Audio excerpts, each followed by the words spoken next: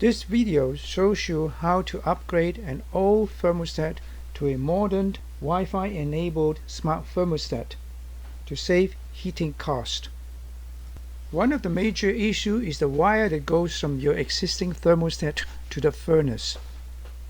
If it has 3, 4 or 5 wires, then you're in good shape. Just follow the manufacturer's instructions.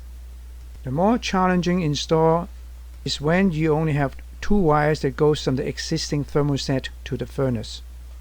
This video shows you how to install the new thermostat without having physically pull another wire.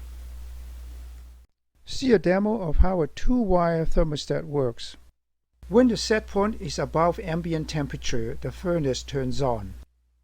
When the set point is below the ambient temperature, the furnace turns off. No surprises there. To upgrade to a smart thermostat, add a 24-volt transformer. Connect its wires to the thermostat's RC and C terminals. See the red wires in the demo.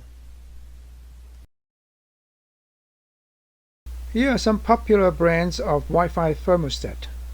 Note they all have RC and RH terminals. Connect the 24-volt transformer to the RC terminal and the C terminal. The original 2-wire going to the furnace will be connected to the RH terminal and the W terminal.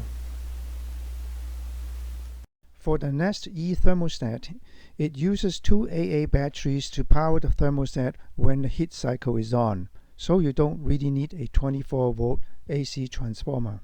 However, if you are sick of replacing AA batteries, you can add a 24-volt AC transformer and connect it to the R and C terminals.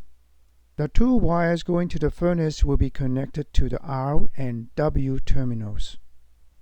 In summary, if you want to upgrade an old thermostat to a Wi-Fi enabled internet thermostat and you only have 2 wires, you can use a 24-volt transformer to provide power.